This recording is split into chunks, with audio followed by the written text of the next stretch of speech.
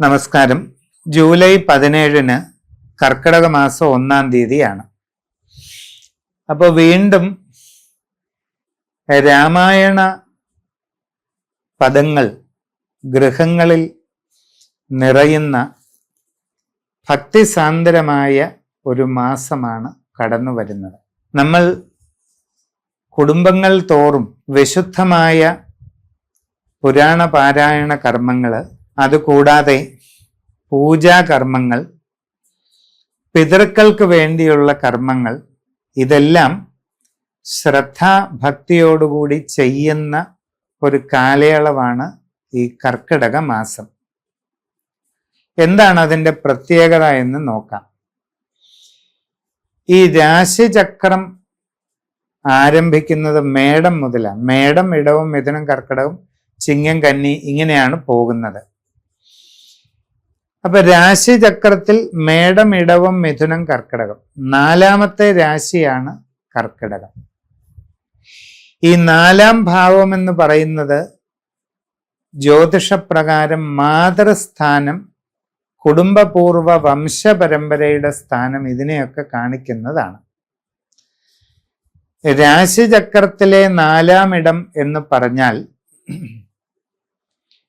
പ്രപഞ്ചരാശിയിലെ മാതൃസ്ഥാനമായിട്ട് കണക്കാക്കാം.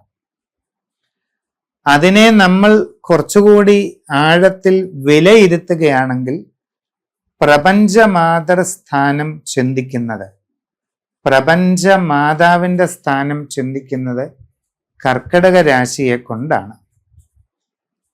കർക്കിടകം രാശിയുടെ അധിപൻ ജ്യോതിഷത്തിൽ ചന്ദ്രനാണ്. ചന്ദ്രനെ കൊണ്ട് പ്രധാനമായി ചിന്തിക്കുന്നത് ഭഗവതിയാണ്, ദുർഗാദേവി. അപ്പോ ജഗദീശ്വരിയായ ഭഗവതിയെ ചിന്തിക്കുന്ന രാശിസ്ഥാനം കൂടിയാണ് കർക്കിടകം. അങ്ങനെയുള്ള കർക്കിടക രാശിയിലൂടെ സൂര്യൻ കടന്നു പോകുന്ന ഒരു മാസക്കാലമാണ് കർക്കിടക മാസം. ആ കർക്കിടക മാസത്തെ നമ്മൾ വിശിഷ്ടമായി കരുതുന്നത് ഏറ്റവും ഉചിതം തന്നെയാണ്.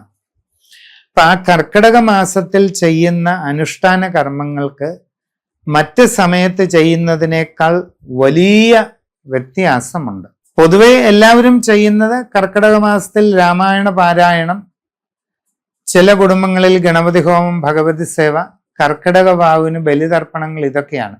ഇതെല്ലാവർക്കും അറിയാം. അതുകൊണ്ട് അതിനെപ്പറ്റി കൂടുതൽ പറയുന്നില്ല. ഇനി മറ്റു ചില കാര്യങ്ങളും കൂടെ ഉണ്ട്. കർക്കിടകത്തിൽ രാമായണം മാത്രമല്ല പാരായണം ചെയ്യാവുന്നത്. രാമായണം സന്ധ്യാസമയത്ത് വായിക്കുന്നത് അത്യുത്തമമാണ്. പുലർകാലത്ത് പതിവായിട്ട് വിഷ്ണു സഹസ്രനാമം ജപിക്കാം, അതിവിശിഷ്ടമാണ്. പുലർകാലത്തും സന്ധ്യാസമയത്തും ദേവീ മഹാത്മ്യ പാരായണം ചെയ്യുന്നത് അതീവ വിശിഷ്ടമായ ഒരു കാര്യമാണ്.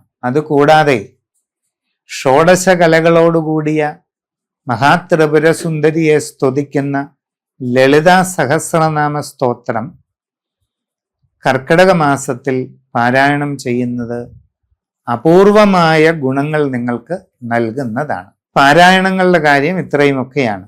പിന്നെ കർക്കിടക വാവു ബലി, നിങ്ങളുടെ വീടിൻ്റെ അടുത്തുള്ള ഏതെങ്കിലും തീർത്ഥക്കുളങ്ങളിലോ നദീതീരങ്ങളിലോ അല്ലെ ക്ഷേത്രങ്ങളിലോ ഒക്കെ സമൂഹമായി കർക്കിടക വാവു ബലി ചെയ്യുന്നുണ്ടെങ്കിൽ അവിടെ പോയി ചെയ്യുന്നത് കൂടുതൽ നല്ലതാണ്. ഒരുപാട് പേർ ഒരുമിച്ച് ബലി ഇടുന്നിടത്ത് ഒരുപാട് പേരുടെ ജപങ്ങളും പ്രാർത്ഥനകളും വരുന്നത് കൊണ്ട് അതിനൊരു പ്രത്യേകമായ ഫലം കിട്ടുന്നതാണ്. അല്ലാത്ത പക്ഷം കർക്കിടക മാസത്തിൽ സ്വന്തമായിട്ടാണെങ്കിലും കർക്കിടക വാവുബലി അവനവൻ്റെ വീട്ടിൽ ചെയ്യാവുന്നതേ ഉള്ളൂ. അതിന് കുറച്ച് സമയം ശ്രദ്ധയോടുകൂടി ചെലവഴിക്കണമെന്ന് മാത്രം. കർക്കിടക മാസത്തിൽ കഴിഞ്ഞുപോയ വംശപരമ്പരയുടെ ഉപാസനയാണ് മറ്റൊന്ന്. ആദിത്യൻ കർക്കിടകത്തിലൂടെ സഞ്ചരിക്കുന്ന കാലയളവിൽ പിതൃക്കളുടെ ആരാധനകൾക്ക് പ്രാധാന്യം കൂടുതലുണ്ട് എന്നൊരു സങ്കല്പമുണ്ട്. അപ്പൊ അങ്ങനെ പിതൃ ആരാധനയുടെ കാലഘട്ടമായതിനാൽ കർക്കിടക മാസത്തിൽ ശ്രദ്ധയോടുകൂടി പിതൃകർമ്മങ്ങൾ ചെയ്യുന്നത് വളരെ പ്രയോജനം ചെയ്യും. അതോടൊപ്പം പിതൃക്കളുടെ മുഴുവൻ പിതൃവായിട്ട് വിശ്വേശ്വര ഭഗവാന്റെ ആരാധന ചെയ്യുന്നത് അതിലും വലിയ ഫലം ചെയ്യും. നമ്മളുടെ സങ്കല്പം അനുസരിച്ച് കഴിഞ്ഞുപോയ വംശപരമ്പരയുടെ അനുഗ്രഹാശിസ്സുകൾ ഉണ്ടെങ്കിലേ ഇപ്പോഴുള്ള തലമുറ അഭിവൃദ്ധിപ്പെടൂ എന്നത് പ്രധാന ആശയമാണ്. അപ്പോൾ കഴിഞ്ഞുപോയ വംശപരമ്പരയുടെ അനുഗ്രഹാശിസ്സുകൾ ലഭിക്കുന്നതിന് അത്യന്ത വിശിഷ്ടമായിരിക്കുന്നതായ സത്യനാരായണ പൂജ എന്ന ചടങ്ങ് ഏറ്റവും ശരിയായ വിധിപ്രകാരം വ്രതാനുഷ്ഠാനങ്ങളോടെ ദീക്ഷ എടുത്ത് തന്നെ ചെയ്യുന്നത് നിങ്ങൾക്ക് വളരെ വലിയ ഗുണം നൽകും. ഇനി കർക്കിടക മാസത്തിൽ പ്രാധാന്യമുള്ള ഒരു കാര്യം കൂടെ പറയാം. കർക്കിടക മാസത്തിൽ മന്ത്രദീക്ഷ എടുക്കുന്നവർക്ക് വളരെ വേഗം ഫലപ്രാപ്തിയാകുമെന്നാണ്. ഏതെങ്കിലും ഒരു മൂർത്തിയുടെ മന്ത്രം, ഏതെങ്കിലും ഒരു പ്രത്യേക ഉപാസനാ മന്ത്രം, ഏതെങ്കിലും ഒരു ജപയജ്ഞം ആരംഭിക്കുക, ഇങ്ങനെയൊക്കെയുള്ള ആഗ്രഹങ്ങൾ ഉള്ളവർക്ക് ഒരു ഗുരുവിൽ നിന്നും വിശിഷ്ടമായ ദീക്ഷ സ്വീകരിച്ച് അത് തുടങ്ങുന്നതിന് ഏറ്റവും ഉത്തമമായിരിക്കുന്ന ഒരു കാലയളവാണ് ഈ കർക്കിടക മാസം. അങ്ങനെ ഇത്രയും കാര്യങ്ങൾ കർക്കിടക മാസവുമായി ബന്ധപ്പെട്ട് പ്രധാനപ്പെട്ടതായി കാണുന്നുണ്ട്. എല്ലാവരും ശ്രദ്ധാഭക്തിപൂർവം ബലിതർപ്പണങ്ങൾ ചെയ്യുക. സത്യനാരായണ പൂജ പോലെയുള്ള വിശിഷ്ട കർമ്മങ്ങൾ വേണ്ട രീതിയിൽ തന്നെ പൂർണ്ണ ശാസ്ത്രീയമായി ചെയ്യുക. വളരെയധികം പ്രയോജനം നിങ്ങൾക്ക് ഉണ്ടാവട്ടെ. നമസ്കാരം.